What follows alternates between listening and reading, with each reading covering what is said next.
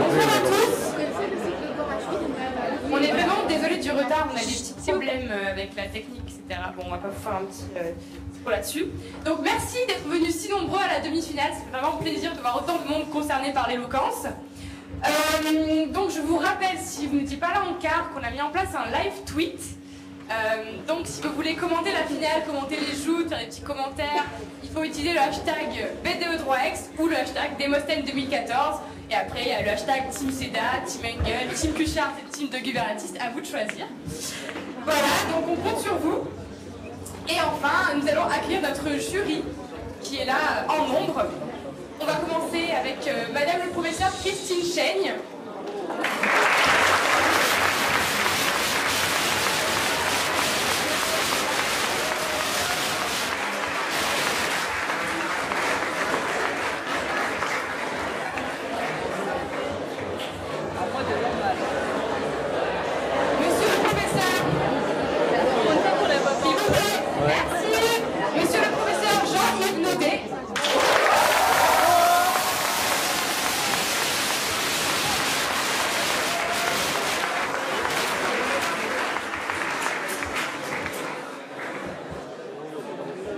Voilà, là tu sais la popularité des mots après.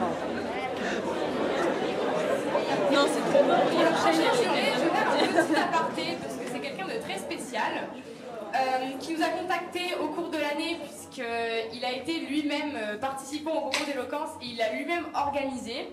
Il vous fera une petite allocution en fin de concours juste avant les résultats pour vous mettre un peu l'eau à la bouche. C'est Maître Jean Martinez.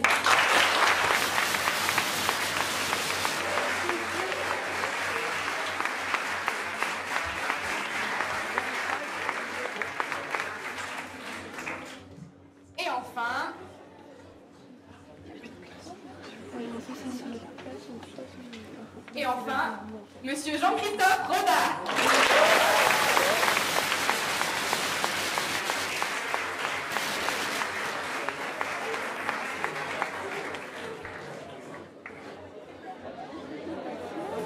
Il a encore son idée, c'est sûr qu'il y a eu des hauts.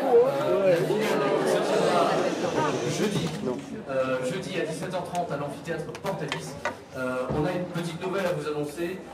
Si vous ne l'avez pas déjà vu sur Facebook, malheureusement le professeur Hervé Lécuyer, qui devait être parmi nous ce soir-là, ne pourra pas être là. Nous l'avons évidemment, nous avons pu le remplacer par monsieur le professeur Vincent Eja, qui a accepté extrêmement gentiment d'officier ce soir-là. Voilà. Je précise également que la finale sera sur YouTube. Et nous sommes en direct déjà maintenant.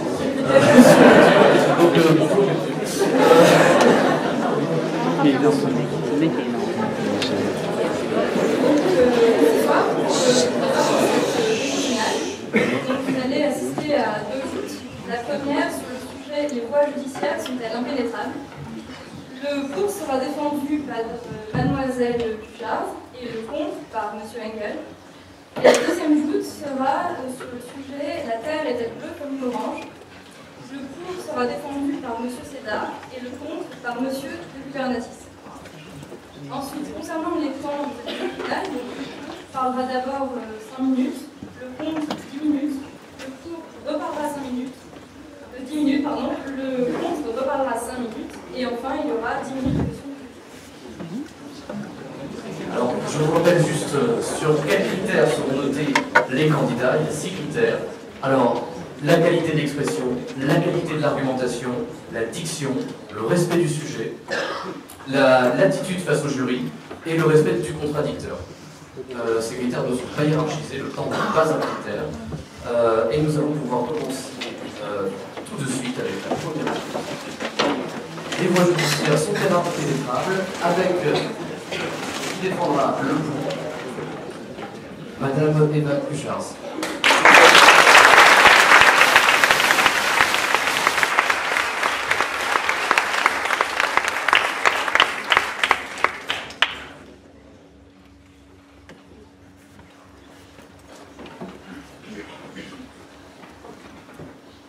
Les voies judiciaires sont-elles impénétrables? En son verset 17, psaume 139, la Bible énonce que tes pensées, ô Dieu, me sont impénétrables. Eh bien, ce discours ne sera pas une séance de catéchisme, bien au contraire.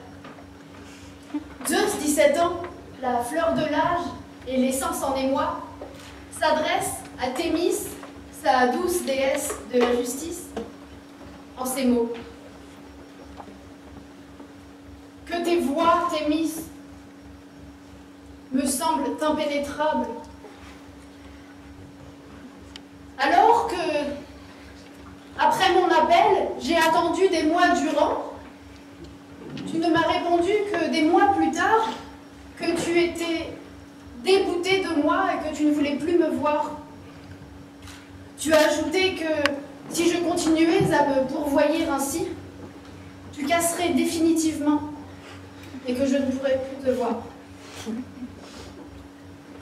Aussi serait-il dommage que je m'arrête là, car se prendre un râteau à l'appel, c'est dommage. Vous l'aurez compris, la justice n'est pas une femme facile.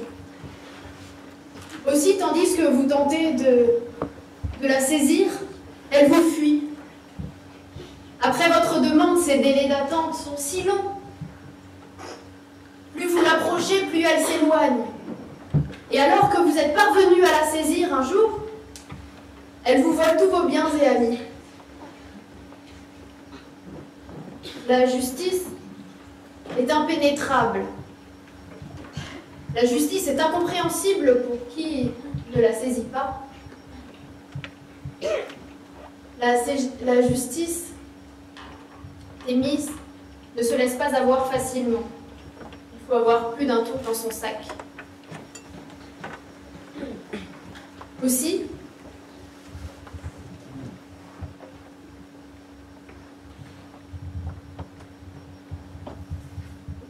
dans la société actuelle, les gens ont une vision tellement éloignée de ce qu'est la justice, ils ne la comprennent pas, qu'ils pensent qu'avec leurs émotions, ils peuvent la contrôler eux-mêmes.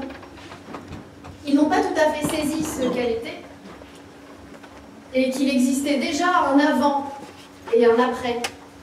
Elle est tellement impénétrable pour les gens de nos jours qu'ils pensent que lorsque Farid de la Morlette va jeter un chat sur un toit, leur manifestation pourra aboutir à la peine de mort ou une incarcération plus sévère de ce jeune homme. Et c'est un simple exemple de distanciation qui montre que les citoyens ont cette vision de l'impénétrabilité de la justice et cette distanciation. Laisserai-je la parole à mon contradicteur, qui, je l'espère, prendra le sujet avec suffisamment de douceur pour vous faire comprendre et croire que la justice peut être pénétrée.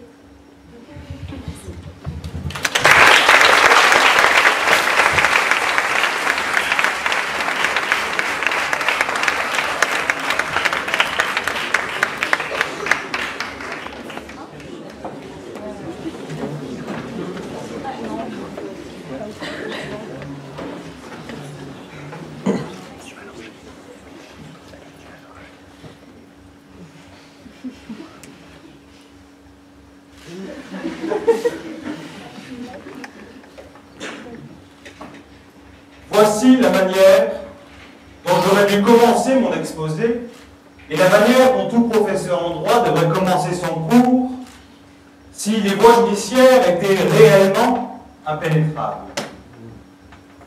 Il n'en est rien.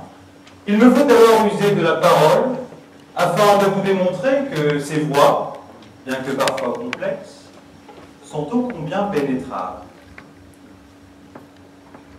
À titre préliminaire, je dois vous conter une expérience personnelle.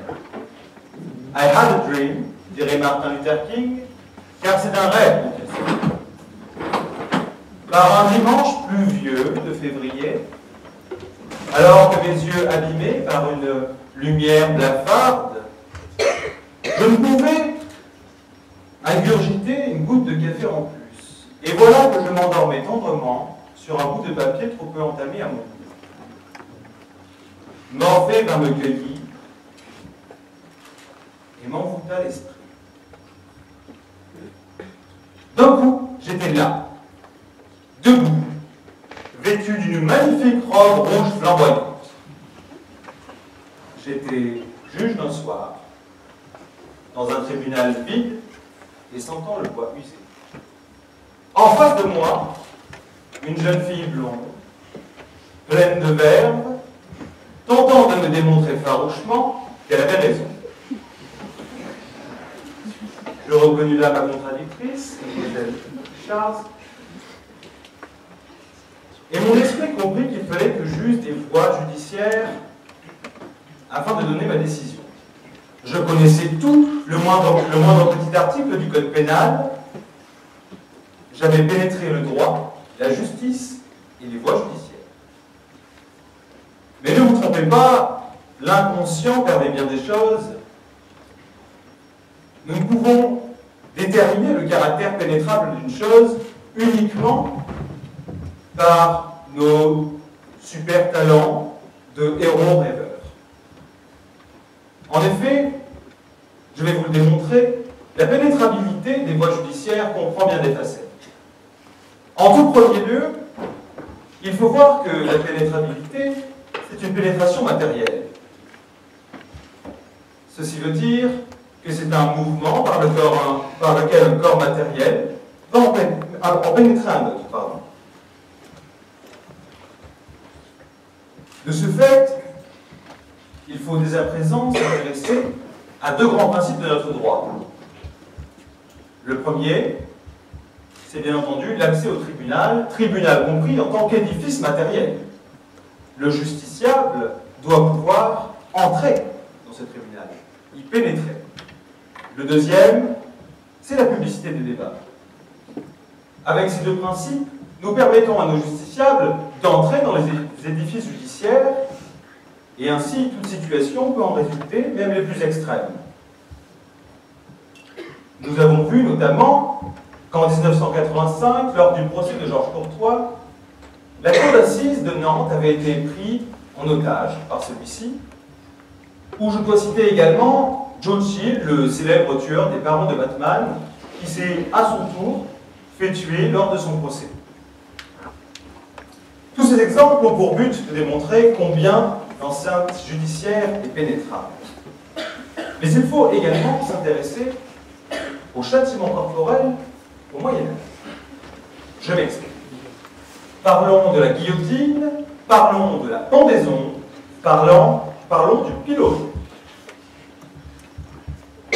Ces trois instruments ont un socle commun.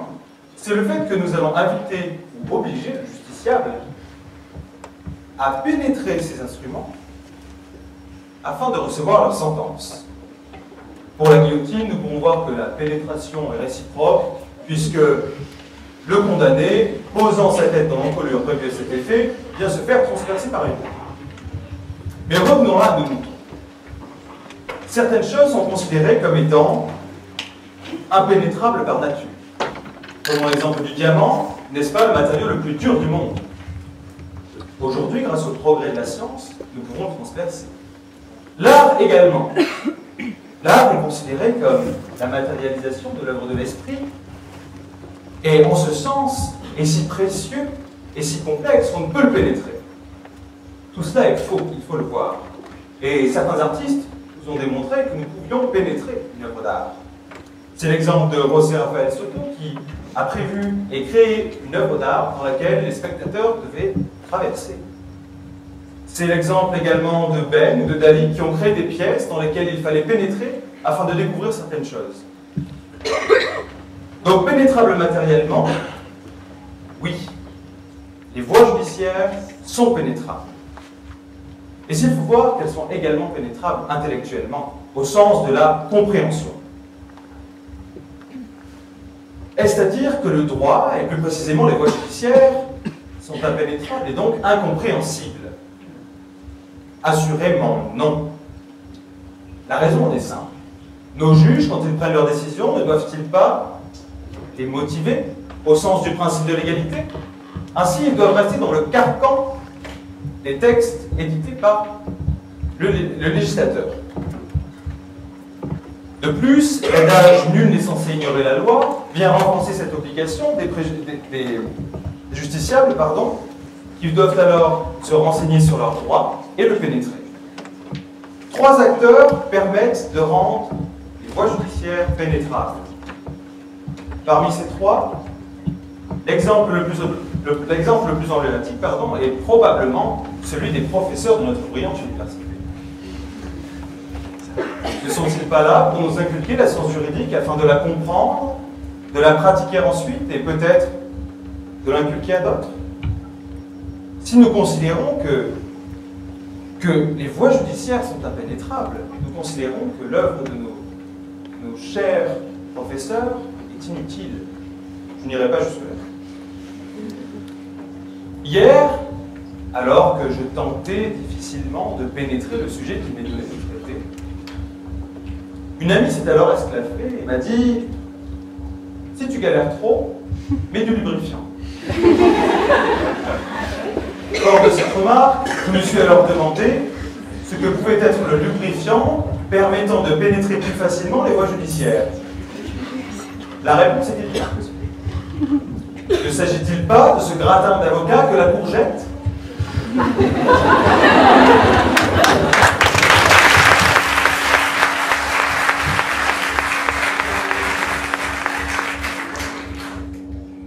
Ainsi, l'avocat a pour but de traduire le langage juridique au profane afin de le faire pénétrer dans les voies judiciaires. Le dernier exemple, ce sont les magistrats. Tantôt magistrats du parquet, tantôt magistrats du siège. Les magistrats du parquet sont nécessairement subordonnés au pouvoir exécutif. En ce sens, le pouvoir exécutif lui-même pénètre les voies judiciaires en donnant ses instructions. Les magistrats du siège, maintenant. Les magistrats du siège, nous l'avons vu tous en cours, il existe certaines juridictions dans lesquelles les magistrats ne sont pas des magistrats professionnels. Il s'agit de profanes du droit. Nous pouvons citer à titre d'exemple les tribunaux commerciaux, les juridictions de proximité ou encore les juridictions prud'homales. En ce sens, nous introduisons un tiers, un profane, dans les voies judiciaires. Ne vous détrompez pas, mon propos est bientôt fini, je vous rassure. Je dois laisser parler ma contradictrice. Cependant, si nous devons retenir une conclusion, c'est que peu importe le caractère matériel ou intellectuel de la pénétrabilité, les voies judiciaires sont et resteront pénétrables. Je vous remercie.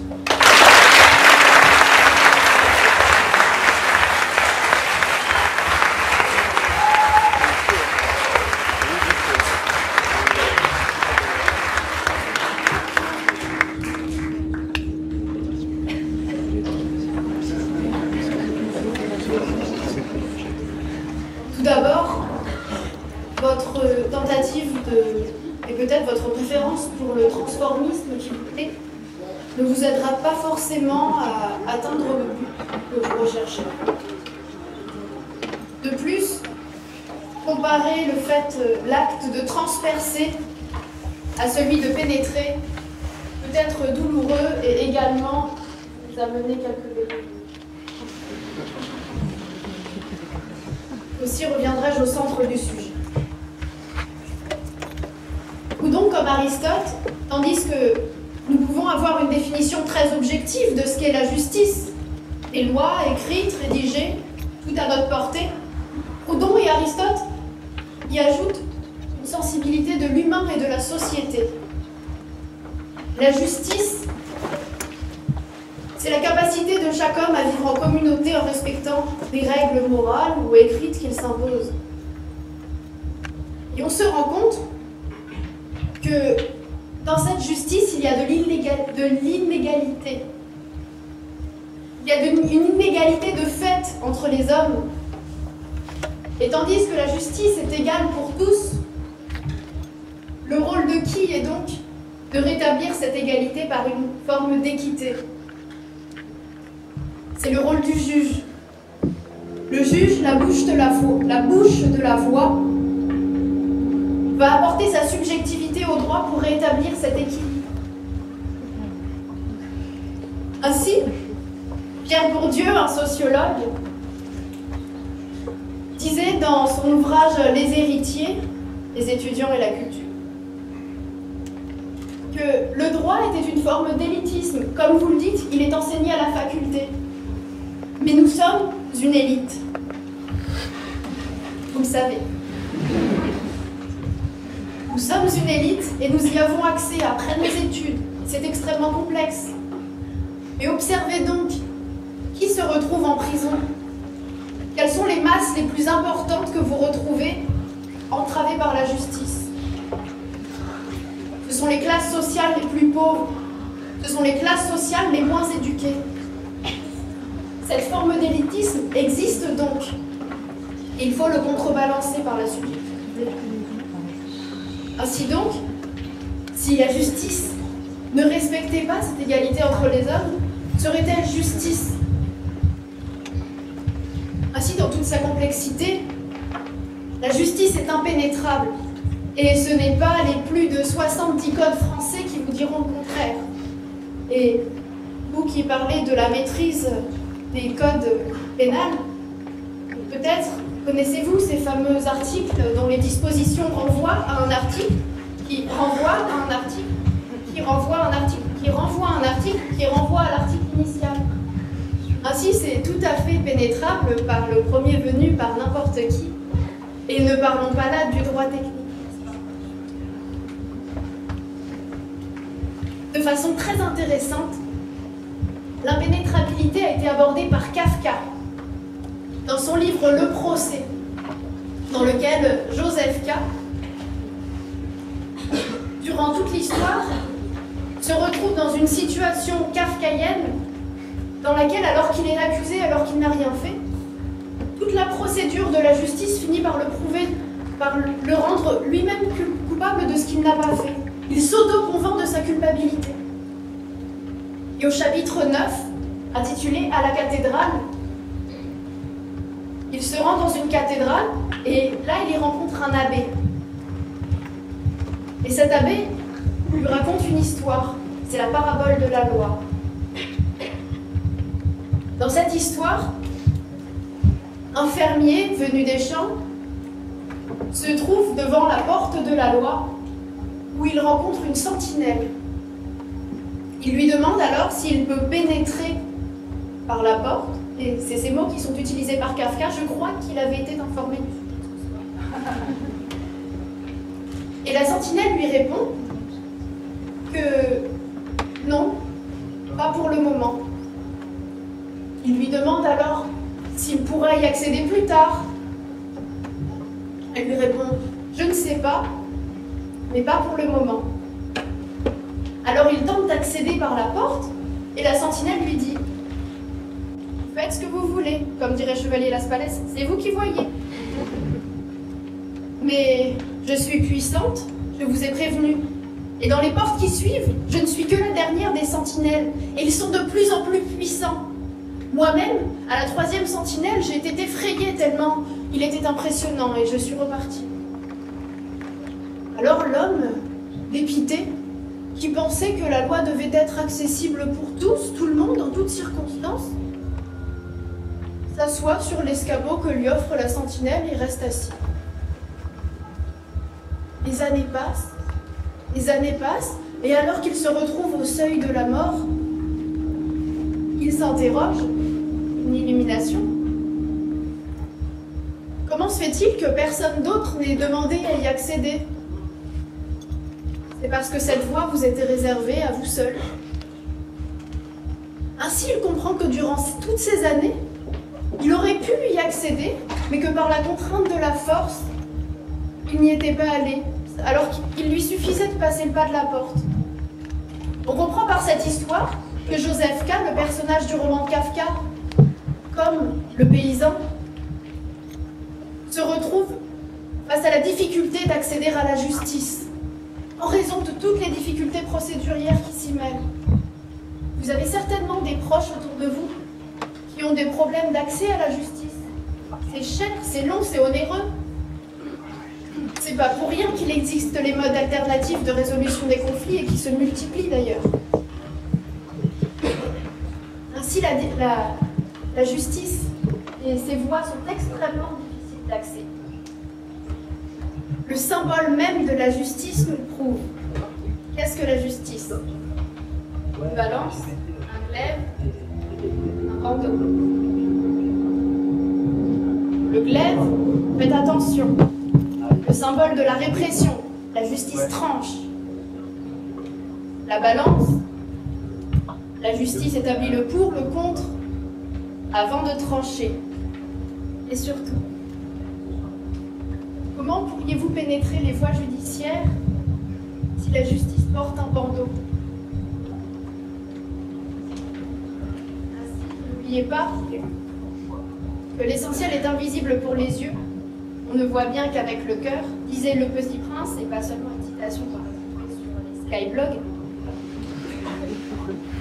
Et je finirai en vous faisant peut-être réfléchir sur une autre citation biblique. Dans le livre 11, Romains, verset 33. « Ô profondeur de la richesse, de la sagesse et de la science de Dieu, que ses jugements sont insondables et ses voies incompréhensibles. » Car oui, notre droit est une sécularisation du droit divin. Et cela s'y transpose tout à fait. Ainsi, quels que soient les angles sous lesquels nous abordons cette question, les voies judiciaires sont impénétrables. Et je vous mets au défi.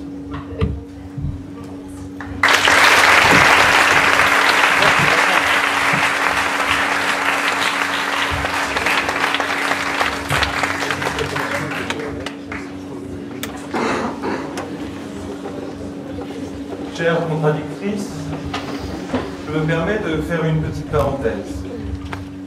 Vous nous avez dit là que l'impénétrabilité des voies judiciaires est approuvée par les difficultés que l'on peut rencontrer sur le chemin de celle-ci.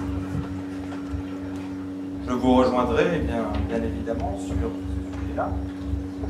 Et je ne pense pas que difficile nécessite impossible. Incompréhensible ou compréhensible et pénétrable ne nécessite pas que ce soit impossible à comprendre. Et c'est d'ailleurs le rôle de l'avocat que vous deviendrez, j'en suis sûr. D'expliquer à son client quels sont les tenants et aboutissants de ses actes. Je ferme la parenthèse. Je ne pouvais pas parler aujourd'hui devant vous de ce sujet sans citer l'adage originel. Nous le connaissons tous, les voies du Seigneur sont impénétrables. L'amalgame est ici fait, la justice aspirerait à la divinité. Partons alors du postulat selon lequel l'homme perçut la foi en tant que conséquence de la pensée divine. Or, la foi, par définition, est une ouverture vers Dieu, une ouverture vers le paradis, car c'est précisément Dieu qui nous guide vers le paradis. Et l'homme, dès qu'il percevra une ouverture vers le 7e ciel, tentera d'y pénétrer. C'est dans sa nature. Maintenant, peut-il effectivement réaliser cette pénétration? Je dirais que tout dépend de sa capacité à s'élever dans la réflexion, bien sûr, mais également dans la localisation du point G, judiciaire. Étant entendu, comme la problématique de notre sujet, vous l'aurez compris. Entendons-nous en ce que le sens d'impénétrabilité recouvre la réalité de l'incompréhensibilité, comme nous l'avons dit précédemment. Ainsi, dire que les voies judiciaires sont impénétrables, c'est soit considérer d'une part qu'elles sont hors de notre portée, qu'elles dépassent notre entendement, soit, d'autre part, qu'elles sont le fruit schizophrénique d'un trouble neuroleptique doublé d'une folie passagère, agressive, de domination. J'en ne comprendrais pas. En l'espèce, elles ne seraient donc ni parfaites dans leur essence, ni incompréhensibles, puisqu'elles sont précisément le fruit de l'homme et non du divin. Comparer la justice à Dieu fait de nous juristes des apôtres et des autres citoyens de bons fidèles. En tant qu'apôtres, l'on ne pénètre pas les voies de Dieu et nous les propageons et nous les suivons sur le modèle de la loi que nous suivons aussi. La voie est ici entendue comme la conséquence d'une pensée divine qui nous oriente. La suivre fait de nous un être pieux. La pénétrer nous rend impies et serait nous placer au-dessus de Dieu.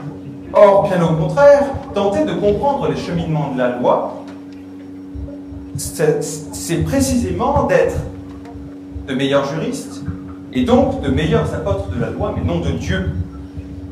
Ainsi, la pénétration des voies judiciaires trouve son utilité et la question de la pénétrabilité, à ce stade de notre réflexion, ne se pose même plus. Considérer que les voies judiciaires sont impénétrables par l'homme, ce serait admettre qu'elles aient une essence divine, qu'elles seraient un processus de création dont il n'est pas possible, ni même permis, d'accéder à leur compréhension.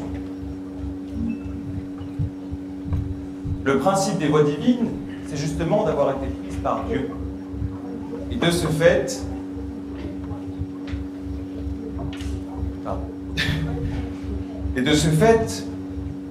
d'être créé par un être dont l'existence dépasse notre entendement. Or, la justice judiciaire est précisément une justice humaine. Elle est l'œuvre de l'homme et non de Dieu. C'est ce qui la fait compréhensible, bien que difficilement compréhensible. Peu importe le sens de l'impénétrabilité que nous choisissons, ou celui des voies judiciaires, il faut reconnaître que ces dernières sont bien évidemment perfectibles, car elles ne sont pas l'œuvre de Dieu. Elles n'en restent pas moins pénétrables. Je vous remercie.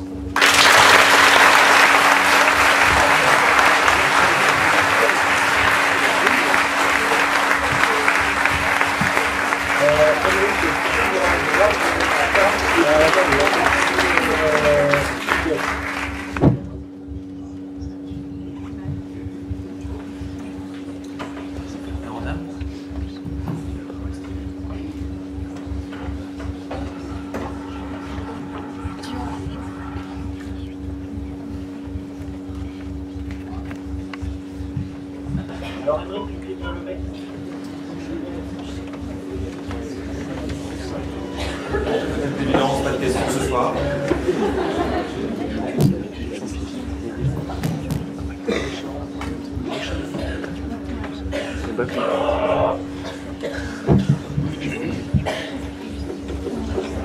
Ma question sera pour madame.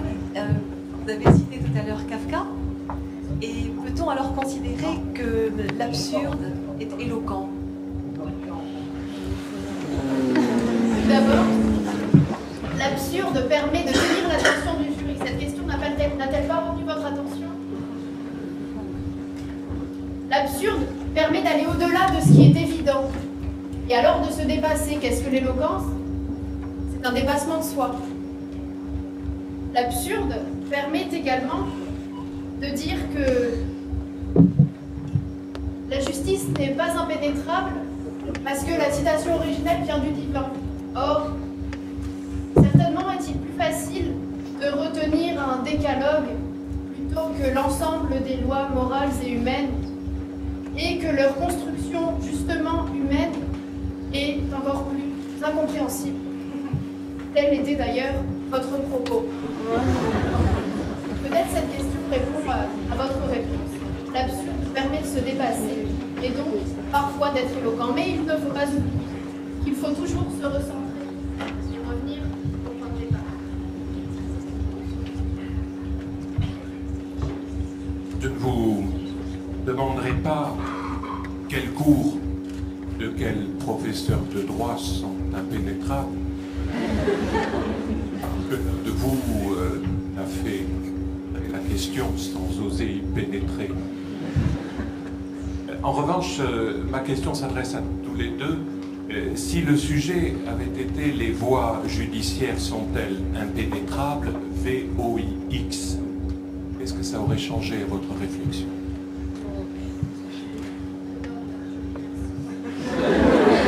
Simplement que les voies judiciaires, qu'est-ce que la voie de la justice?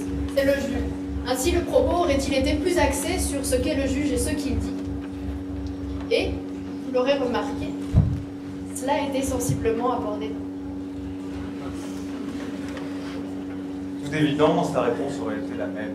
Qu'il s'agisse des voies judiciaires, comme je l'ai traité, c'est-à-dire des tribunaux, ou encore des recours, ou du droit dans son ensemble, ou bien du discours juridique, la finalité est plus ou moins la même. Le but est de le comprendre. À mon sens, le droit est suffisamment compréhensible. Ceci n'aurait rien changé à mes yeux.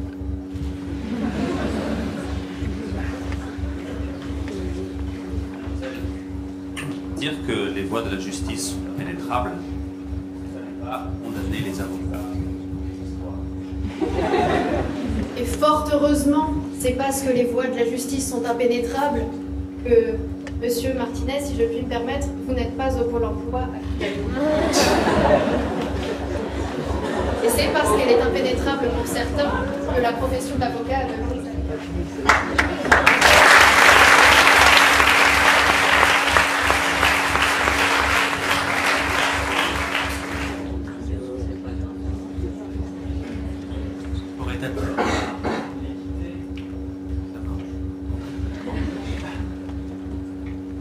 Donc j'ai une question à vous poser, monsieur, pour une exacte des questions. Pouvez-vous me regarder droit dans les yeux et me dire, après avoir entendu Emmanuel Buchmann, mon collègue et néanmoins seigneur civil, ou avoir entendu Didier Borakia, qui est aussi mon collègue et néanmoins parler de droit des marchés financiers en se référant au code monétaire. Pouvez-vous me dire droit dans les yeux, les voies du droit sont faciles. Mon propos n'était pas de dire que les voies judiciaires étaient facilement pénétrables. D'évidence, si elles l'étaient, nous n'aurions pas eu à répondre à cette question aujourd'hui. Je n'ai pas eu la chance d'avoir comme professeur vos éminents collègues. Et je pense que j'ai bien choisi mon mot, car c'est peut-être une chance d'après votre terme. Cependant, je pense que tout est compréhensible. Je le répète, le droit est une œuvre humaine, créée par les hommes, nos pères. Dans ce sens, peut-être qu'il est difficile de le comprendre, mais pas impossible. Monsieur Engel, je l'ai trouvé très à l'aise sur le gratin de courgettes. Mais en revanche, sur la pénétration du corps matériel et la localisation d'un certain nombre de points, je crois que vous avez un peu trébuché. Donc je suis tenté d'y revenir. Et je voudrais vous demander si la vie contemporaine, en particulier au travers du spectacle que nous en donne Internet, n'aboutit pas à l'affirmation d'une sorte de principe de publicité des ébats.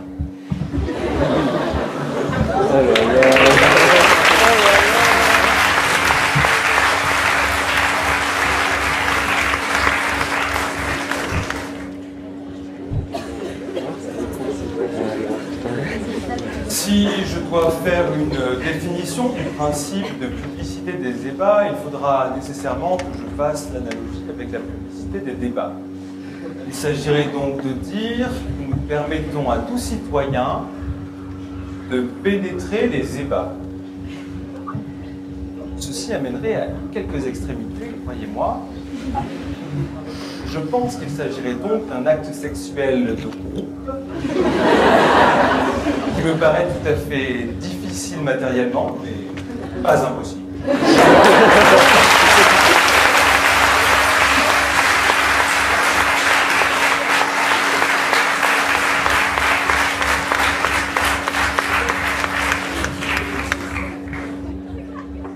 Si les voies judiciaires sont impénétrables, est-ce que la radioscopie peut être recoupée?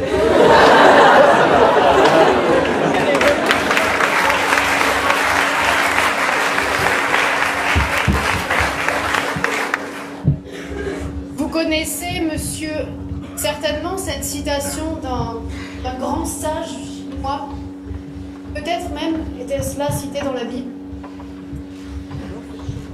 Lorsque la rivière est rouge, emprunte donc du mode alternatif de règlement des conflits.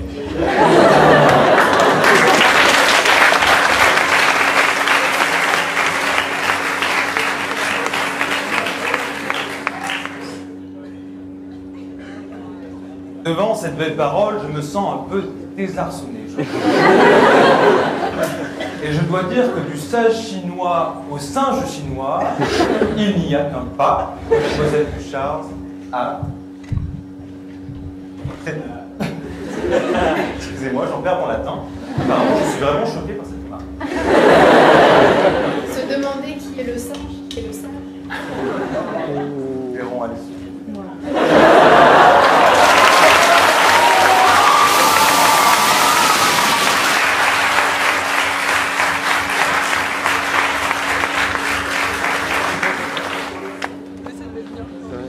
Et je vous rappellerai, monsieur, que ces ébats-là sont filmés. J'espère que ce n'est pas trop.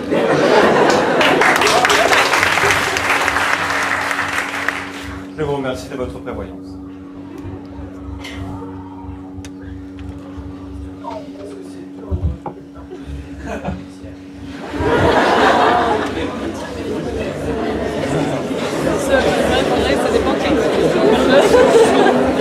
Ça dépend pour qui. Allez-y. Tout dépend de la taille de l'affaire.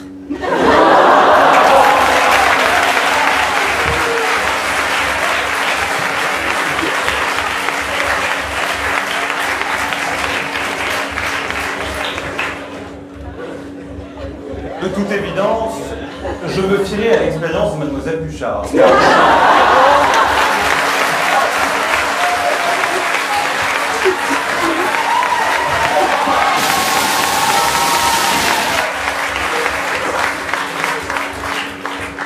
Je n'ai malheureusement pas moi-même tenté l'expérience.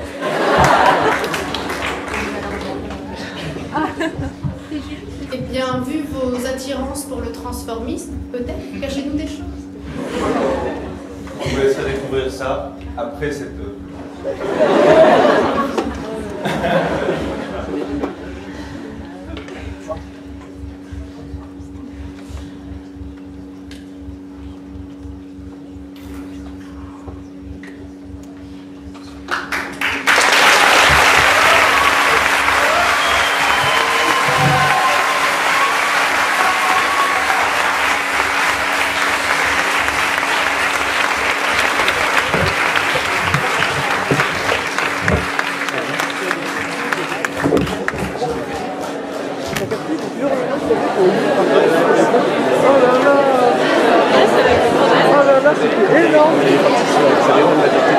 Ouais, non, ça c'était pas mal ça. Non, ça c'était pas mal, mais lui, il a raison. Ouais, bah oui, je l'ai dit. Ouais, mais tu vois, au début, je me suis dit, il aurait dû pas. Parce que les questions, il répondait tout le temps déjà, t'as vu, même au bout d'un moment, le jury l'a fait ouais pour l'équité, parce que lui, il répondait jamais. C'est qui? Non, mais la première question aussi, elle était. Oui, elle était pour elle. Mais après, tu sais, ils en ont fait une commune. Ouais, elle a parlé immédiatement. Et du coup, le mec, il a été obligé de dire ouais pour l'équité et tout. Oh là là, maintenant, mec, j'attends ces dames, mec. C'est là que ça va se passer, là.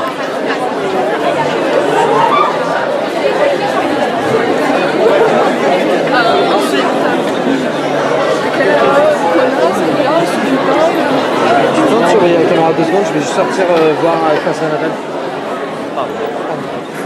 Juste une seconde. Pardon. Reste assis juste. Pardon.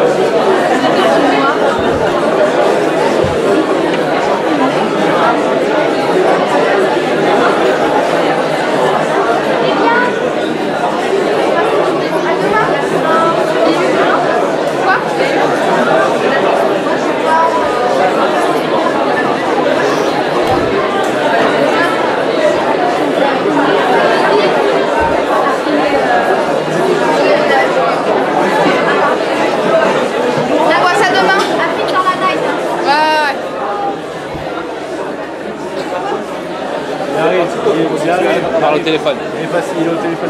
Ça va. Tu peux te remettre ça? Parce qu'il y a quoi? Il y a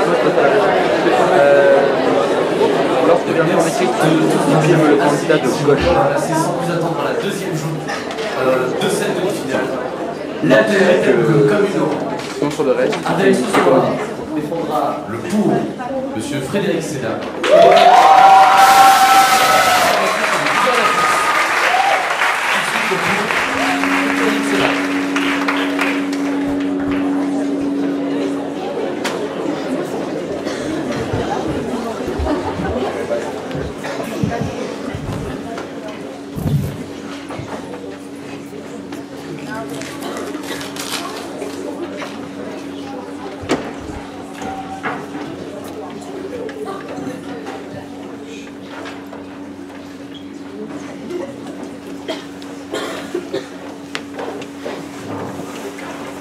Allô Houston, nous avons un sujet.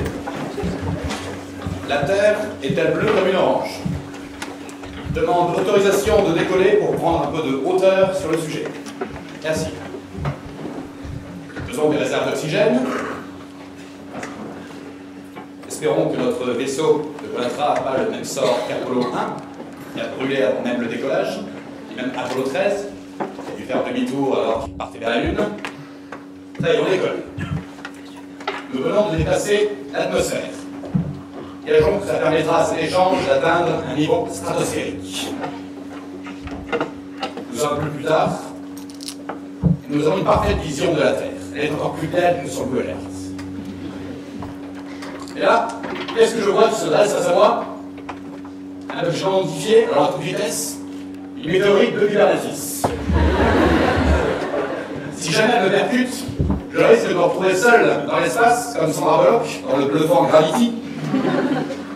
Mais laissez-moi au moins, pendant ce temps, contempler la Terre.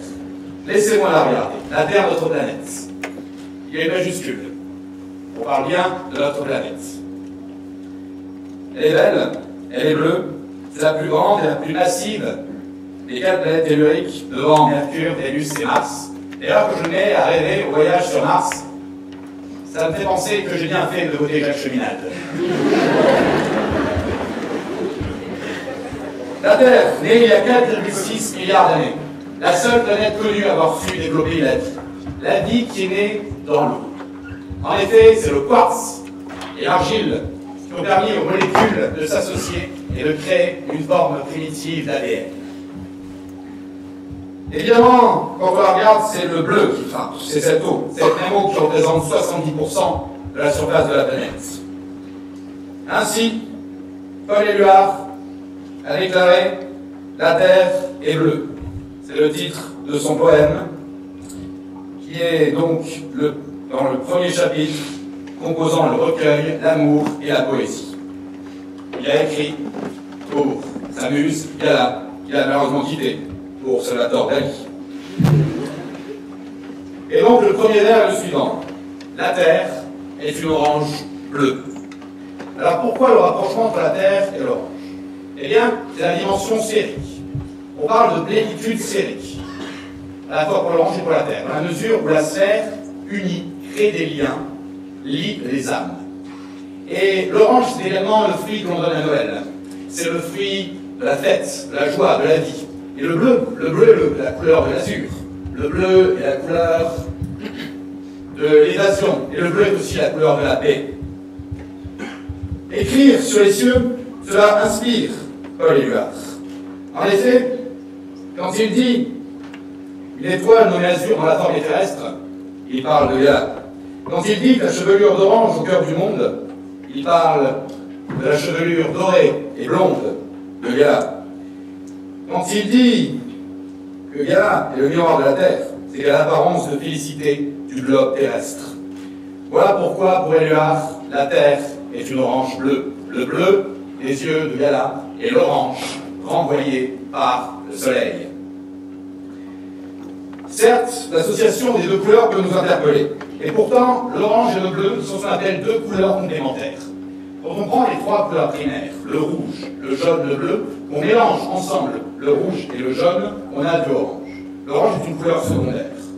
Or, couleur complémentaire, c'est le fruit du mélange entre une couleur secondaire, l'orange, et une couleur primaire, une couleur primaire restante, le bleu. Ainsi, on dit qu'elles sont complémentaires car elles sont opposées. Elles permettent une véritable mise en valeur l'une de l'autre, comme on peut le voir sur l'écran Leclerc. Alors, il y a également d'autres liens. Rimbaud a déclaré dans son poème, enfin, disons qu'il a rattaché son poème voyelle, le haut à la couleur bleue. Le haut de orange. Je vais laisser sur ces belles paroles la parole, justement, à mon contradicteur, tout en lui rappelant le fameux vers de Jean Ferrat, le poète a toujours raison. Merci.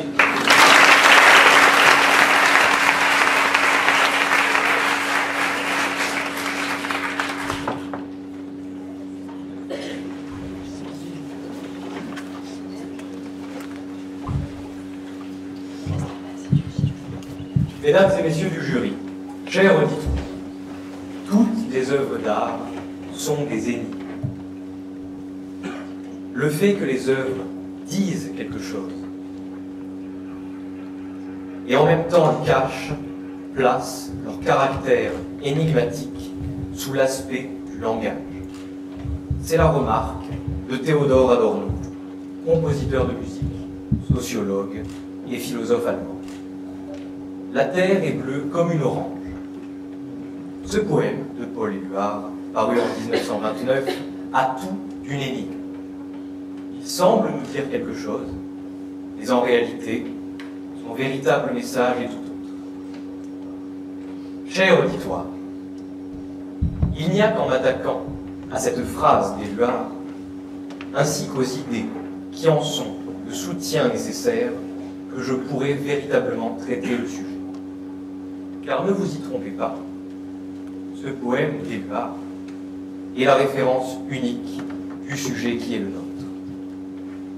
Or, vous l'aurez deviné, pour défendre le contre, il m'appartient de réfuter l'affirmation édictée par Éluard avant de contester les idées, le socle idéologique qui la soutient. La réfutation, d'abord. La terre est bleue, comme une orange. Voilà une figure de style bien connue. La comparaison.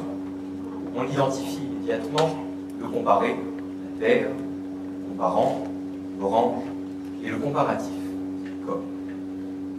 Le but d'une comparaison est d'établir une analogie entre les deux éléments qui sont concernés. Mais quelle est la ressemblance entre la terre et une orange? L'auteur semble nous mettre sur la voie. Il nous évoque le bleu. Il a en partie raison. La Terre est aussi appelée la planète bleue, car couverte à 70% d'océans, de mer, vue de l'espace, c'est la couleur bleue qui prédomine, certes. Mais n'y a-t-il pas une petite difficulté qui subsiste? L'orange, ça n'est pas bleu. Ça n'est pas bleu. Sauf pour les personnes qui consomment du LSD peut-être, sauf pour quelques rares personnes touchées de daltonisme. Or, Monsieur Seda, à moins que les membres du jury aient consommé du LSD avant de venir assister à notre joute, possible, peut-être imaginable, je crains que vos chances de réussite soient très réduites si vous vous acheminez sur cette voie. L'argument du désespoir pour vous aurait été de nous parler de l'orange en décomposition. Car, voyez-vous, le champignon qui est responsable de la décomposition d'une orange, le Mycelium italicum, est aussi appelé moisissure bleue de l'orange. Problème, ce champignon porte bien mal son nom, il est davantage verdâtre que bleu. C'est un argument pour vous. Vous avez bien fait de le garder pour vous.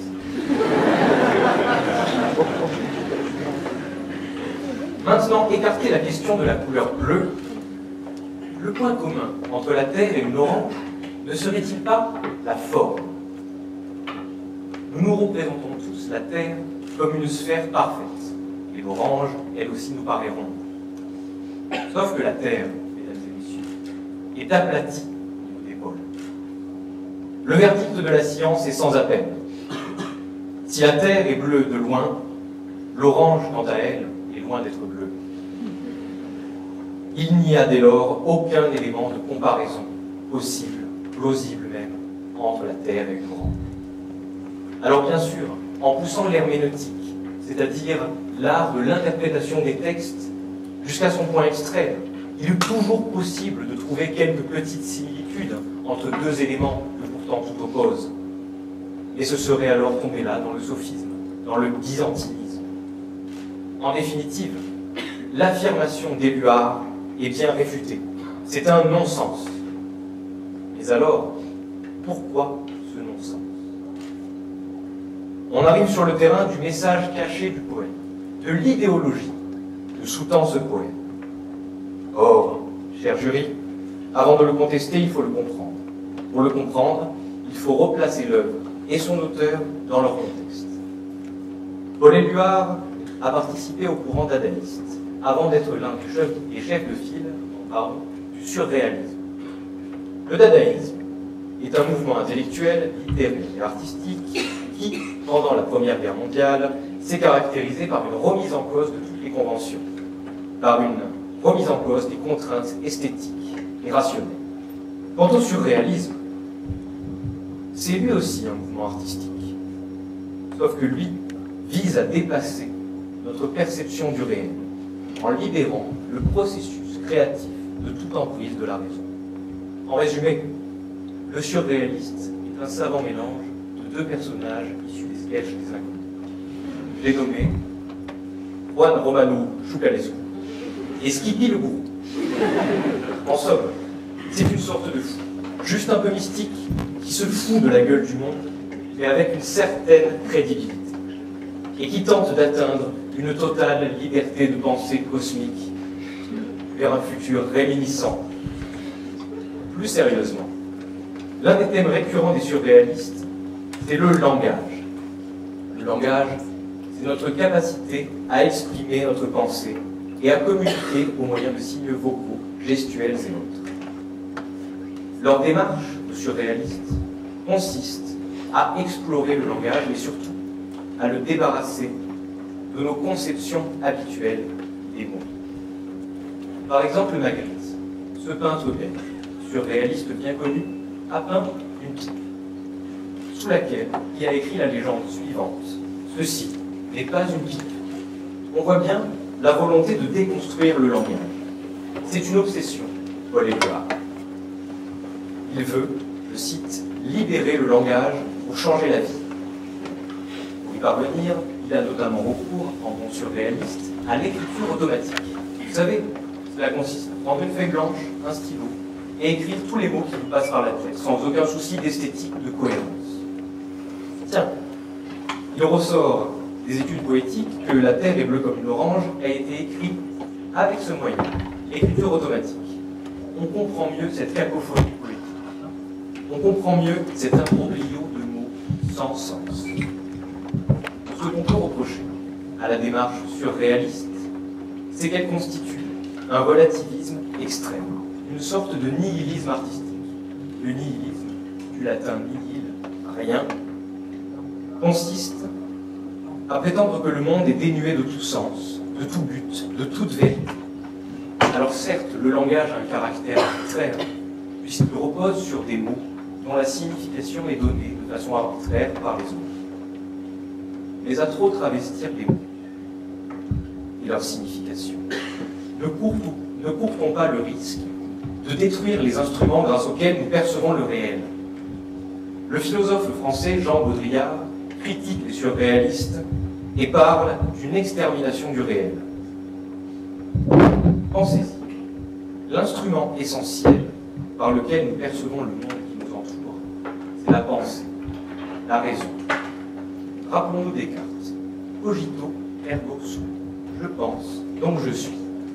Or, le langage, avant même de nous permettre d'extérioriser notre pensée, nous permet de construire notre pensée. Hegel disait que la pensée sans le mot, c'est l'ineffable. L'ineffable, c'est la pensée obscure. La pensée à l'état de fermentation et qui devient claire uniquement lorsque l'on trouve le mot. C'est dans le mot que nous pensons. Or, j'ai peur qu'en tuant le mot, on tue la pensée. Bon, merci.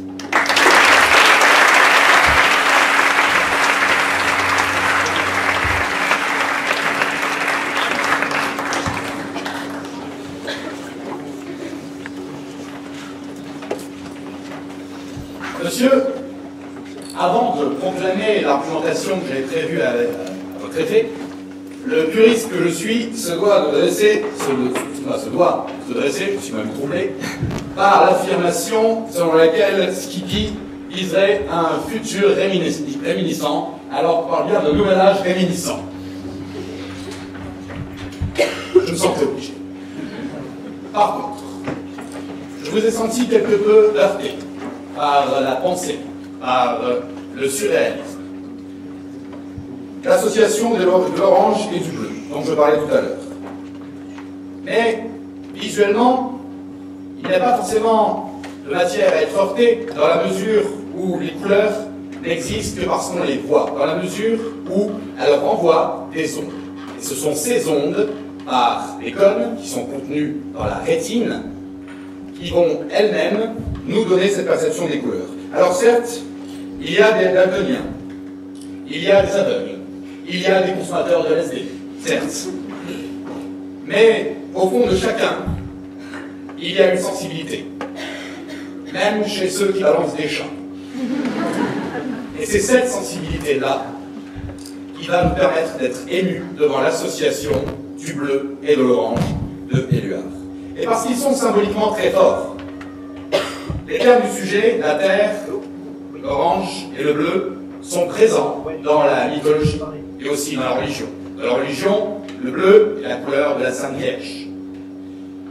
Dans la mythologie, la terre est portée par Atlas, dont les filles, les nymphes, font partie du jardin des Hespérides, qui contient les fameuses pommes, ce même jardin, qui sont des oranges, Héraclès de Dracule. Il y a également Tintin et les oranges bleues, un film relativement kitsch, qu'aurait sûrement René Hergé, mais ces oranges bleues poussent dans le désert. Elles poussent dans le désert avec les rayons orange du soleil qui créent un mirage, au loin, bleu. Aujourd'hui encore, le bleu reste un symbole important. Certains refusent de voir le rouge pour voir le bleu. Par exemple, les chasseurs alpins ne voient pas de rouge, ils voient du bleu cerise. Ils ne voient que 3 possibilités de rouge: le drapeau, la Légion d'honneur et l'aigle de la fiancée. Le bleu s'étend également avec l'Europe, l'Union européenne, qui s'étend de plus en plus à l'Est. À l'Est, où est en train de naître une révolution orange. Alors, je peux comprendre la remise en cause de la symbolique. La remise en cause de la symbolique du bleu et de l'orange. Comme je le disais, à eux deux, ce sont des symboles de vie, de joie, de félicité. Mais, certes, à de nombreuses périodes, la terre a été déchirée. La vie du bleu n'était pas présente. C'était même le rouge du sang qui coulait. Et évidemment, qu'est-ce que le rouge? Laissons répondre à cette question Dona Paul d'or dans C'est arrivé près de chez vous. Le rouge, la couleur du sang, c'est la couleur de la violence, c'est la couleur des Indiens. Dans une société.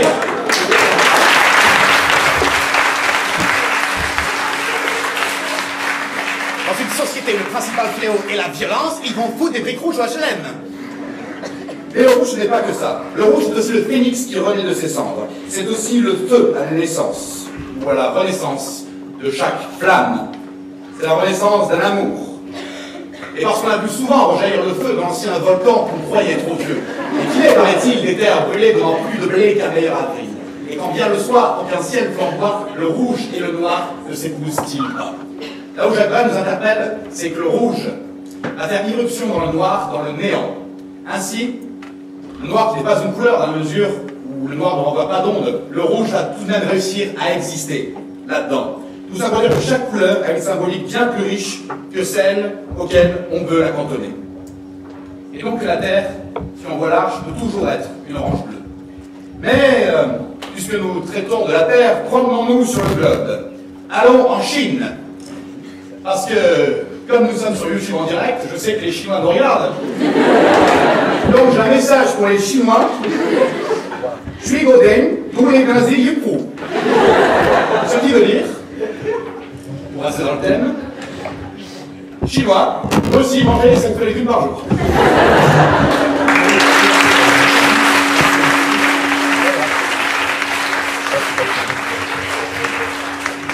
Alors, quelle symbolique pour les couleurs? Déjà, la Chine, c'est le pays du yin et du yang. Le yin et le yang sont opposés, mais finalement complémentaires, parce que les deux s'équilibrent. Et interrogeons-nous à la symbolique des couleurs en Chine. Il y a les couleurs positives et négatives. Le rouge fait partie des couleurs positives. Le rouge est la couleur de la vie, le rouge est présent souvent dans la rue, et que le jaune est une couleur négative. Ce serait pour les Chinois la couleur de la pornographie. Mais si on prend le rouge et le jaune, on le additionne, je vous l'ai dit, ça donne du orange. Ainsi, il y a dans le orange une dualité. Il y a un tout, mais avec à la base une dualité qui amène à l'harmonie. Et si on regarde le bleu en Chine n'est pas associé spécialement au positif ou au négatif. Cependant, si on cherche bien, j'ai cherché, le bleu peut être symbole de fraîcheur, mais aussi de mélancolie. Là aussi, il y a un dualisme, il y a une complémentarité, il y a une harmonie qui naît. Ainsi, cette dualité fait qu'on peut s'éloigner de Paul Éluard. Et si on sort de cette perspective-là, la perspective de l'amour, l'image de Gala, on garde toujours une orange bleue. Alors, Charmy, il n'y a qu'un moyen de démontrer que l'orange le terre n'est pas une orange bleue. Et vous y êtes quelque peu prêté. C'est le cartésianisme. Alors, je ne réfuie pas le cartésianisme, au contraire, puisque nous autres, nous avons une démonstration, nous essayons d'étayer nos arguments, nous sommes dans une logique de raisonnement cartésien. Évidemment, je ne le blâme pas. Le cartésianisme, évidemment, c'est une évidence, influencer la science qui nous permet de connaître la Terre, de connaître ses mouvements, sa rotation. Et d'ailleurs, Descartes s'est inspiré des travaux de Galilée. Galilée qui a dû abjurer, qui a dû reconnaître à contre-cœur que ses thèses sur les mouvements de la Terre et du Soleil étaient faux. Mais si Galilée a quelque peu baissé son froc, l'histoire s'est chargée de le lui remonter. Et Galilée a eu cette phrase que pourrait avoir Zaya aujourd'hui. Et pourtant, elle tourne.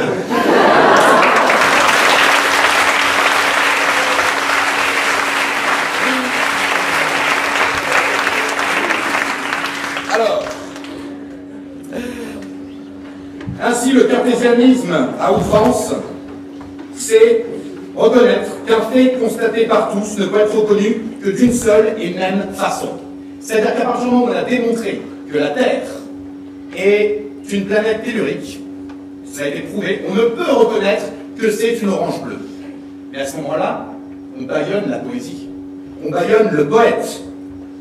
Ainsi, si on bâillonne la poésie, on n'écoute pas Victor Hugo quand il fait des poèmes sur le travail des enfants, on n'écoute pas non plus Aimé Césaire quand il fait des poèmes sur la lutte coloniale, on n'écoute pas non plus Jacques Prévert quand il dit quelle connerie la guerre. On peut penser que la poésie, c'est se foutre du monde, comme vous l'avez dit. Mais ça peut être encore plus que ça.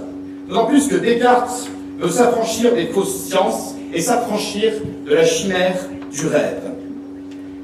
Et si la Terre est un objet propice au développement de la science, c'est aussi un objet de rêve.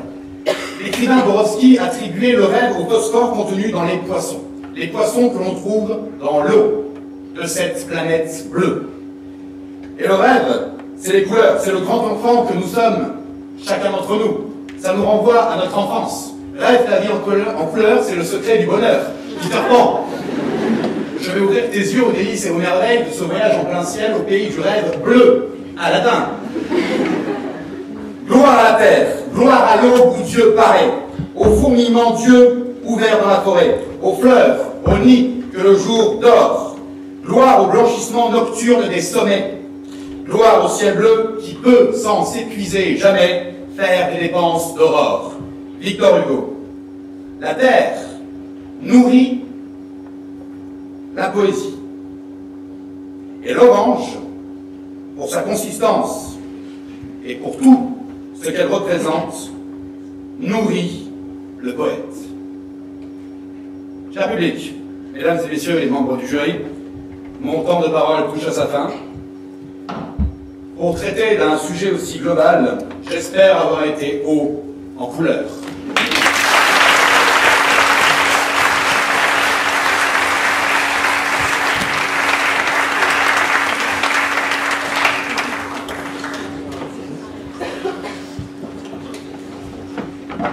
Chers contradicteurs, vous vous êtes efforcés de donner un sens, de donner une symbolique à un poème qui n'en a pas. L'auteur lui-même n'a pas cherché à mettre tout ce que vous avez mis dans votre discours dans ce poème.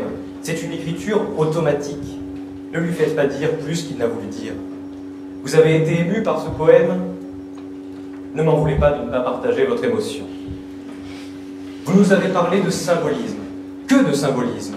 Mais, s'il vous plaît, là où vous êtes un puriste du cinéma, moi je m'efforce d'être un puriste de la littérature. Ne mettez pas tous les poètes dans le même sac. Les symbolistes, ce sont Baudelaire et Verlaine. Les surréalistes, ce sont Breton, Dali et Éluard. Là où vous aimeriez me faire passer pour un odieux cartésien, je suis aussi un amateur de poésie, mais pas toute la poésie, pas tous les poèmes. Vous êtes partis en croisade contre Descartes, je ne suis pas Descartes, j'ai cité Descartes.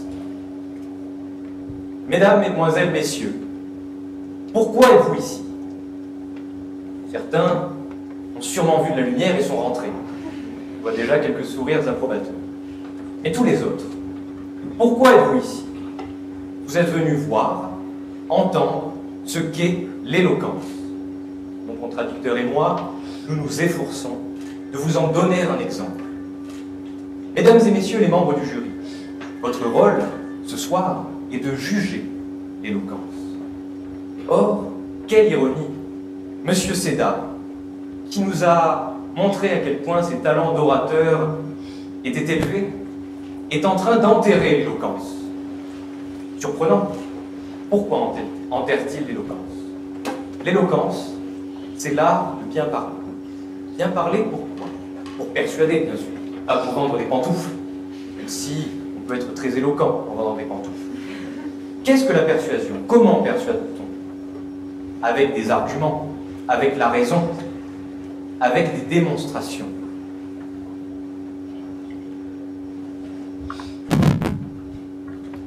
La démonstration, c'est le logos de la rhétorique antique.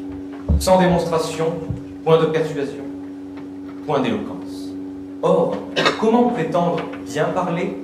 Comment prétendre persuader lorsque l'on défend la thèse selon laquelle la terre est bleue comme une orange, c'est-à-dire la thèse de la déstructuration du langage, la thèse du non-sens. Cette thèse est contraire à tout ce qu'incarne ce concours d'éloquence. C'est la raison pour laquelle elle doit être rejetée. Aussi, permettez-moi de conclure, mesdames et messieurs du jury, cher auditoire, en citant les 2 premières strophes du premier chant de l'art poétique, ce recueil de poèmes écrit par Nicolas Boileau au XVIIe siècle. Il a toute sa pertinence ce soir.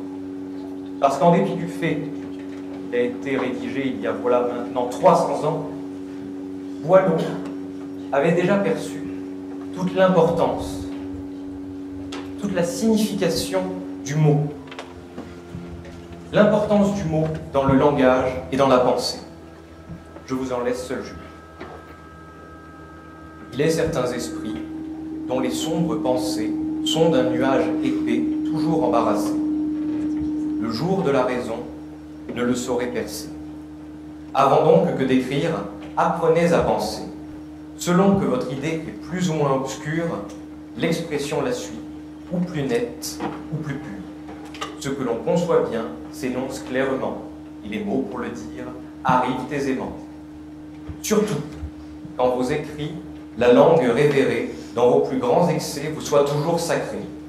En vain vous me frappez d'un son mélodieux, si le terme est impropre ou le tour vicieux. Mon esprit n'admet point un pompeux barbarisme, ni d'un vers ampoulé l'orgueilleux solécisme. Sans la langue, en un mot, l'auteur le plus divin est toujours, quoi qu'il fasse, un mauvais écrivain.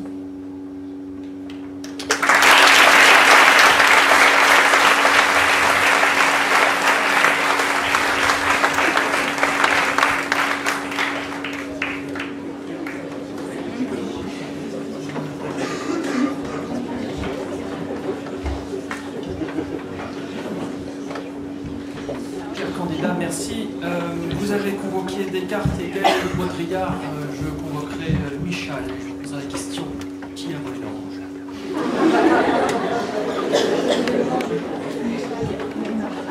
L'orange de qui? L'orange du marchand? Certainement un odieux consommateur de LSD ou un daltonien. Je suis convaincu. Qui a volé l'orange du marchand? Sûrement un four d'un délinquant mal appris. Sûrement quelqu'un qui s'imagine passer à l'orange mais qui passe au rouge. L'orange, bien sûr, le fruit. Mais le marchand, aujourd'hui le marchand d'orange, parce que si je me permets, avant Michel, il y a Gilbert Bécaud, quand même, monsieur.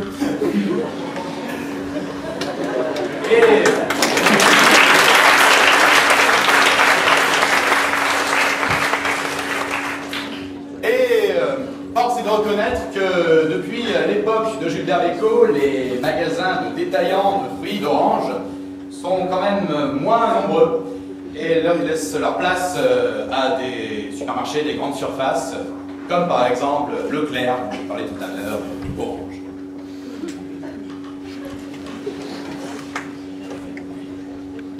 Monsieur Seda, en défendant l'affirmative, alors, est-ce que, de la même manière, puisque c'est la saison, c'est normal que la thèse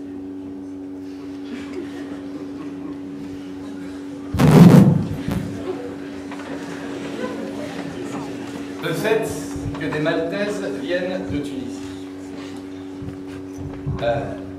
L'orange du marchand serait donc un imposteur.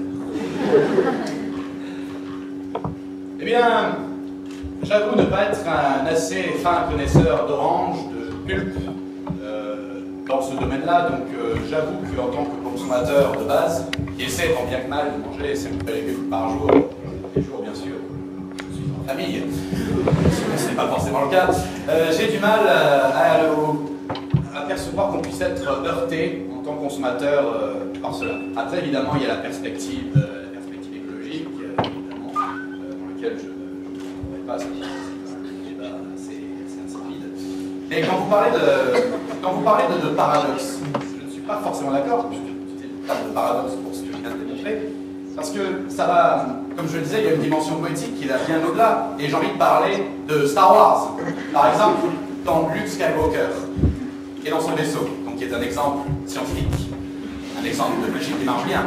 Pour détruire l'étoile noire, et R2-D2 à côté de lui, il le fait grâce à la force. Donc la force nous transcende, elle transcende même l'idée de paradoxe et d'incohérence.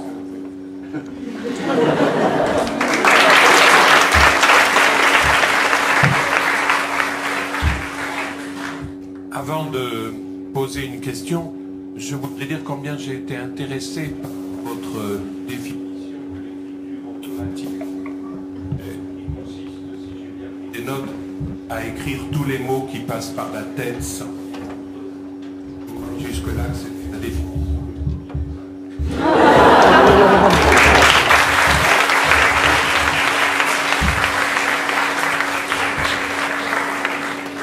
Ma question pour tous les deux.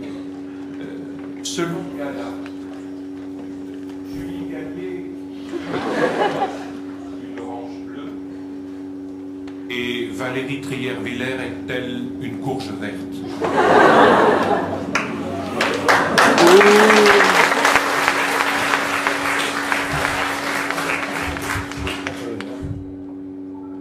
Je pense plutôt que Valérie Trier-Villers est noir, jaune cocu.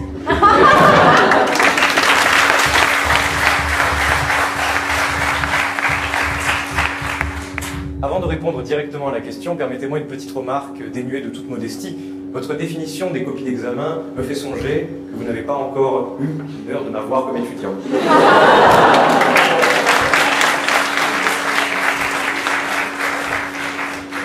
Pour ce qui est du potager que vous venez d'évoquer, je pense que le fruit dans cette histoire, c'est plutôt François Hollande. C'est lui la bonne poire, personne d'autre.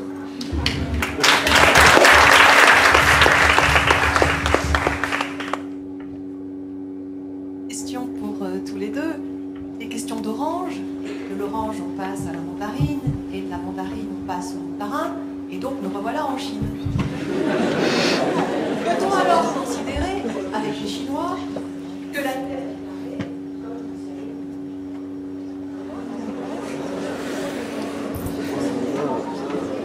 Vous noterez que je n'ai pas pris le risque d'aller sur le terrain chinois, vous sachant dans le jury. Peut-être était-ce une manœuvre de séduction de la part de mon traducteur. Je ne sais pas si elle a atteint son but. Je ne savais pas que les Chinois pensaient la planète carrée. Orthez est aplatie au pôle, elle n'est même pas carrée. C'est tout ce que je peux vous dire en tant que bon cartésien qu'on a voulu capturer.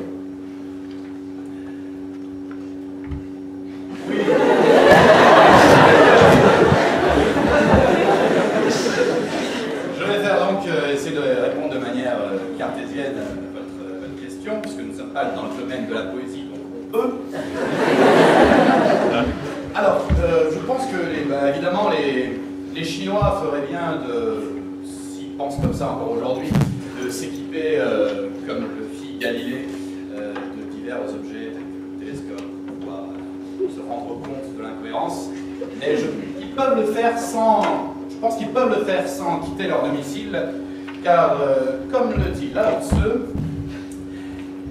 l'homme sage n'a pas besoin de quitter son domicile pour connaître le monde.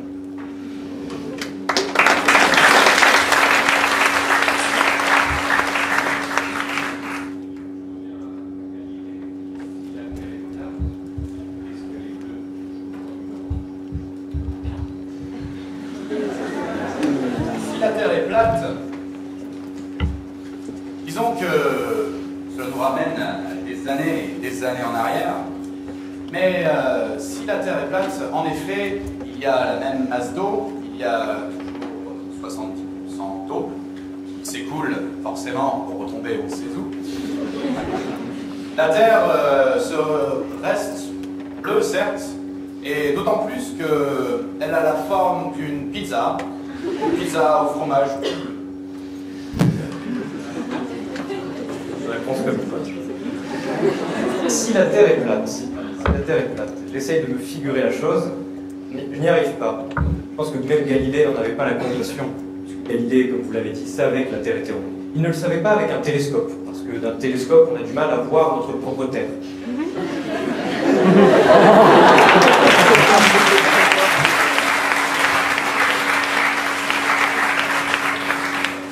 Ma réponse sera donc inchangée. La planète est bleue, oui, mais pas bleue. Monsieur Gubernatis,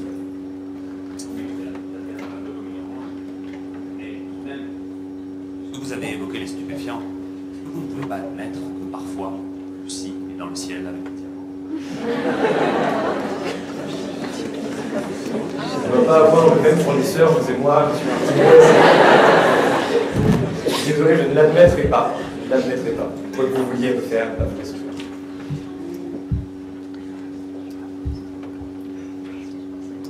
Un peu pourri, donc les questions du jury sont un peu pourries aussi.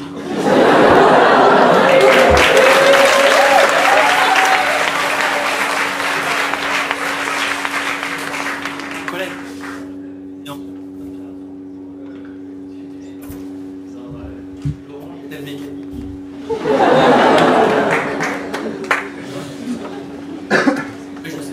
Oui, vous savez, on dit que le pneu est à l'orange et que la fiction est à la mécanique.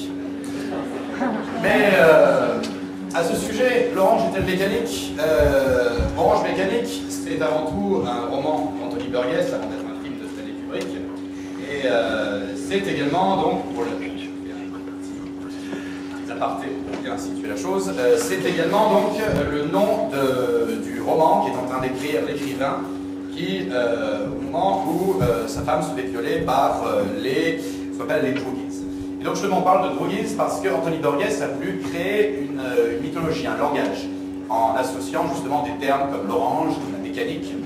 Et justement, ça dépend dans quelle perspective on se place. J'ai défendu le poète, j'ai défendu la création, j'ai défendu le surréalisme.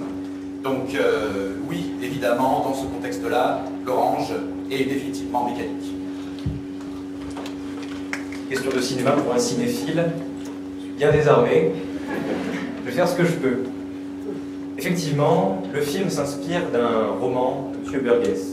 Mais le roman de M. Burgess, je pense qu'il a dit, et j'aimerais y ajouter une chose, ce roman porte le nom d'une expression imagée qu'utilisent les londoniens des bas-fonds, être fou comme une orange mécanique. Ça rend mieux en anglais, mais mon accent fera que j'en resterai là. Une orange mécanique, c'est la métaphore d'un système qui ne fonctionne pas, d'un système dans lequel toute morale est abolie et dans lequel la violence est reine. Peut-être que si on avait pris le sujet sous cet angle, vous ne l'avez pas fait, M. Sédar, on aurait pu trouver quelques similitudes entre la Terre et l'orange mécanique.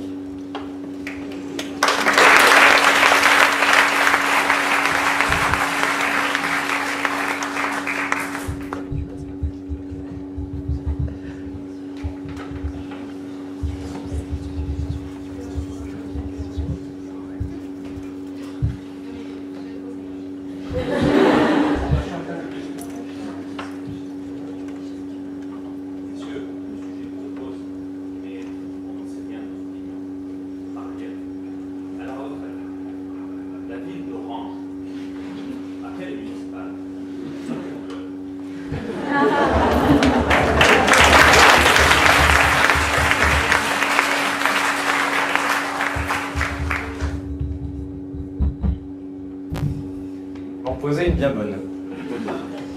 La ville d'Orange, peut-être qu'elle sera bleu marine. Peut-être qu'elle sera bleu marine, je l'ignore. Si c'est le cas, a posteriori, ça aura légitimé la thèse de mon contradicteur. Je ne le souhaite pas. Je ne souhaite pas qu'il ait raison à ce niveau.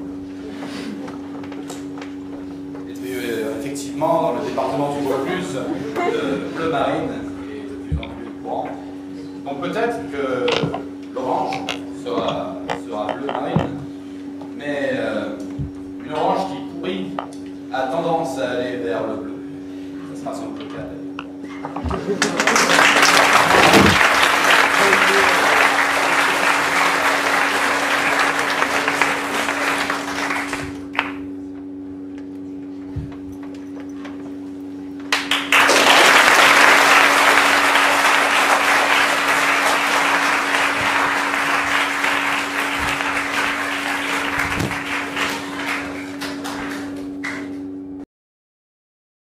La chance extraordinaire de boucler une boucle, puisque en 2000,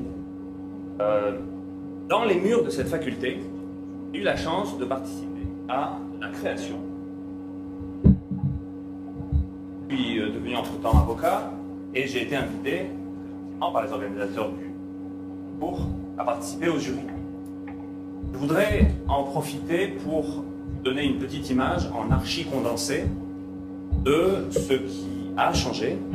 Puis, cette époque, j'étais sur ces bancs, enfin d'autres bancs, pas, mais c'est à peu près la même chose.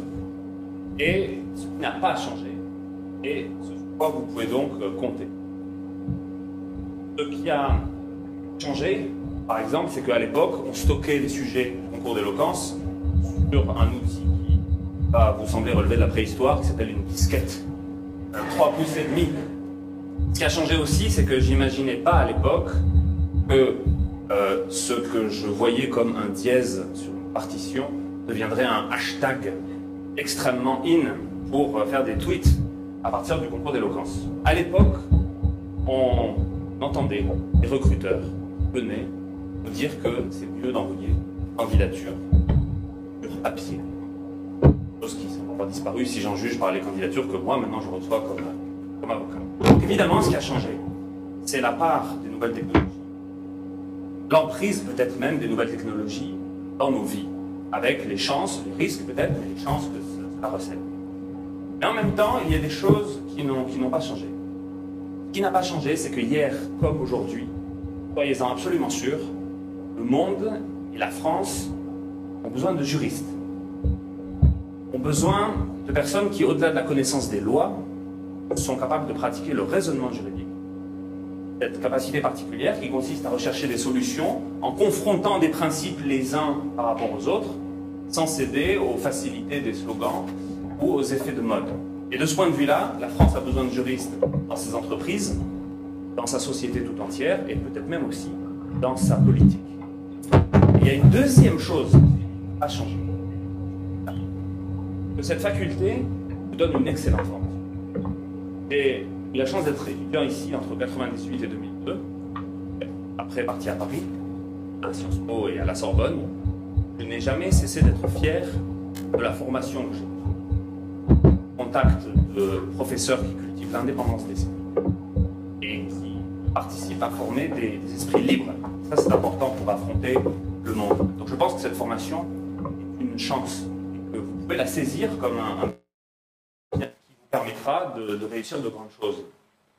La dernière chose qui n'a pas changé, ça mène au sujet, que la parole persuasive que les candidats ont talentueusement travaillé ce soir était et demeurera toujours le moyen de faire triompher vos idées, vos causes, sera un moyen pour vous de gagner ce qui vous est cher, de gagner peut-être des marchés, si vous êtes, de gagner des élections, si vous faites de la politique, de gagner des procès, si vous êtes avocat, et tout ça par la simple et universelle question du bien-dire. Servir de la parole, faire passer des idées. Quelque chose qui est tout simplement le propre de l'homme, la parole c'est le propre de l'homme, c'est un outil qui est entre vos mains, et les juristes ont un peu une prédisposition naturelle à l'exercice que vous pouvez cultiver et qui permet de faire prévaloir son point de vue. C'est une belle chose qu'il faut cultiver et je remercie l'organisateur de Démosthène de démontrer que ce concours peut continuer de vivre. Et il y a une chose par ailleurs qui n'a pas changé. Quand quelqu'un s'égare. Alors que la seule chose qu'on attend à ce moment-là, ce sont les résultats. Donc de ce point de vue-là, je vais non à cette conférence maintenant.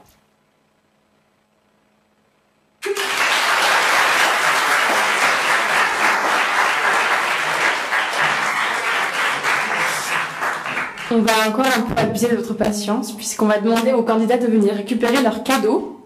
La première partie de leurs cadeaux qui sont des livres offerts par nos partenaires et des langues floquées des Démosthène. Voilà, donc je vous demande de venir sur la chaire tous les quatre, s'il vous plaît.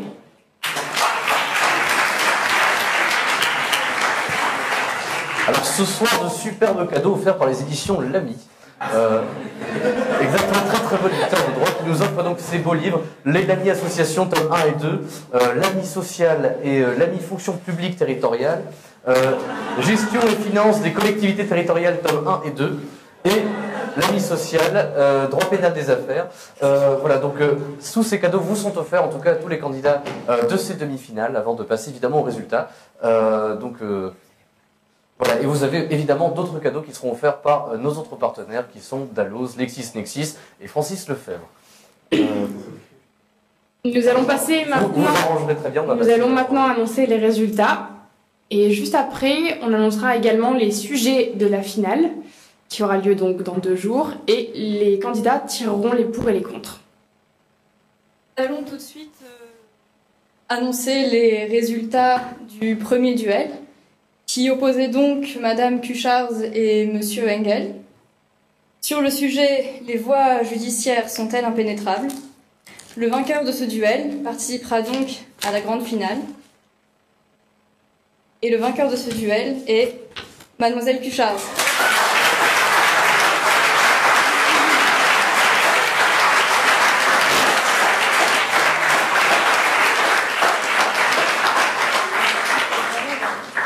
Pour le deuxième duel, opposant messieurs Seda et De Gubernatis, pour savoir si la Terre était bleue comme une orange, participera à la grande finale du concours Démosthène, monsieur De Gubernatis.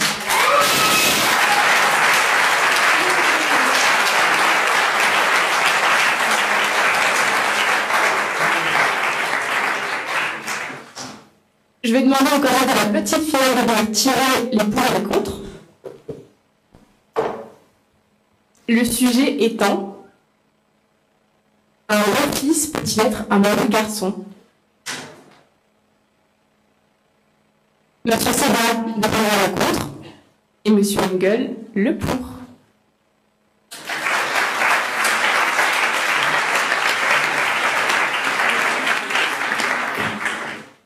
Pour la grande finale, le sujet de cette année sera: sont-ils tous les mêmes? Madame Kuchartz, venez tirer s'il vous plaît. Quelqu'un? Oui.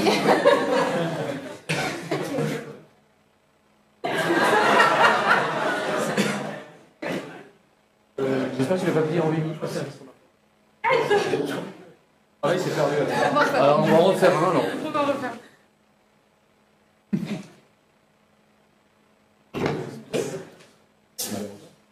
Il est tendu. C'est lequel?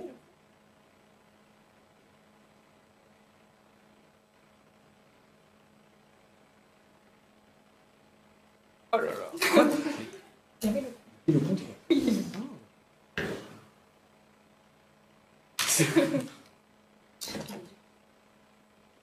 Longe les doigts.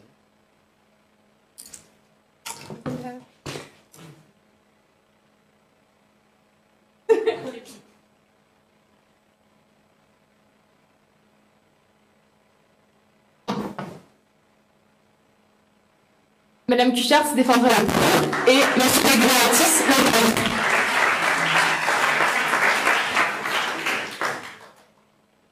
Merci à tous d'avoir assisté à cette demi-finale. On vous retrouve jeudi et un buffet vous attend vraisemblablement à l'extérieur. Merci à tous. Bonne soirée. Merci beaucoup.